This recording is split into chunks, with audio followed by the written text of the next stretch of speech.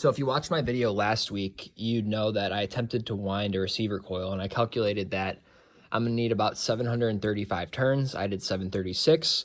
Well, I got the supplies I needed, and it is wound. Look at that beautiful thing. So now we have to tune it. And in order to do this, we were supplied this circuit by Parker.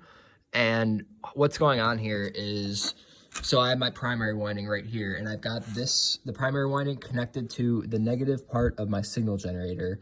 And the reason we're doing this is because Parker's wave, his transmission is coming through the ground. So this negative part is going to simulate that ground transmission. So I've got my signal generator set at 168 kilohertz, because that's what we're going to be he's going to be setting, Parker's going to be sending the ground signal at that frequency. So we've got the positive part of the signal generator grounded, and over here is where the magic's happening, people. So Parker is really sneaky, if you guys didn't know that. He made a fucking crystal, okay? A crystal resonator. So pretty much a crystal is a capacitor, which is going to be our metal object, and a resistor in series together, and that makes a crystal. And the reason why we're doing this is because if you want to tune something, so our goal is to tune the coil to 168 kilohertz. So in order to do this, we need a capacitor. If you look at the formula for a tuning coil, it's you need L, which is the inductor, and a capacitor, which is C. So that's what we're doing here. And we've got this 1N348 diode. Now, I attempted a few days ago to use my other diode, which will not work because this diode is specifically rated for very sensitive radio frequencies. So make sure it's this diode. Parker said to use a 4K ohm resistor. I have a 3.3K ohm resistor, doesn't matter.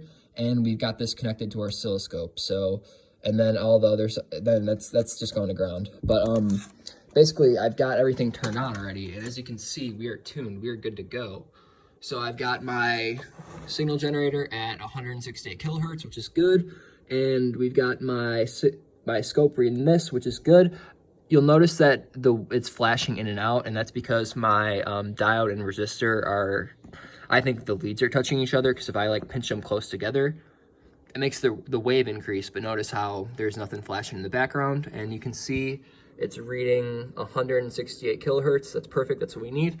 And I want you guys to check this out. This is really cool. So, like I said, this little metal thing, this is my crystal, and this is my coil, and they're vibrating, they're resonating together, right? So if it's really sensitive. So if I put my hand in the middle here, notice how the oscilloscope freaks out.